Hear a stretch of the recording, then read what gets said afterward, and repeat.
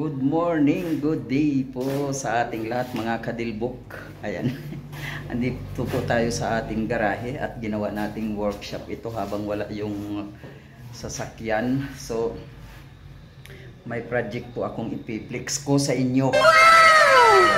Tingnan natin.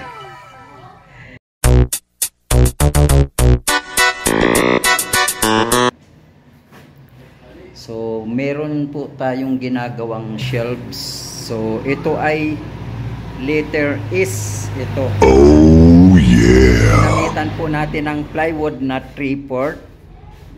At meron po tayong measurement dito sa shelves na ang depth ay 25. So, ito ay 25 ang depth niya. At ang length is 70. At itong pinakang shelves niya, itong height nitong shelves is nasa 35 to 38. Yun. Ayan po. So, bali tatlong shelves siya. Maya-maya ikakabit na namin yan.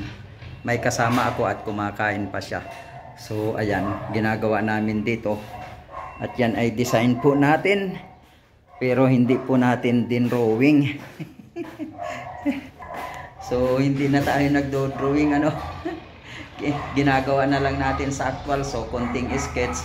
And then, pipix na namin mamaya doon sa isang bahay. Ano. So, abangan po natin habang ipipix namin ito. At after nang maipix namin, lalagyan ng masilya. Yun. So, maya-maya. A few moments later. Ayun na mga kadilbok. Na-fix na namin itong shelves na ginawa. Number 2, hindi letter S. O ayan.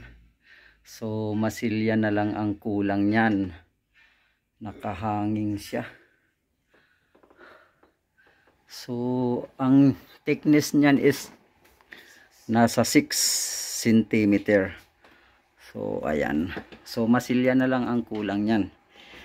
At yan ay dito sa itong project namin, ito ay dito sa aming sister-in-law.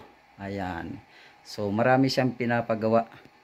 Yung iba ay no, hindi pa rin tapos yan. Yung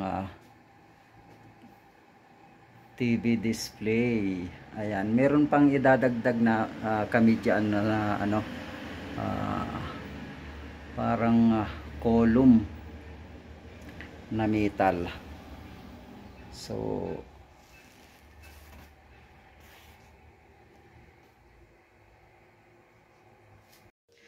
ayan mga kadilbok, at na-fix na natin ang shelves na ating ginawa, yung floating. At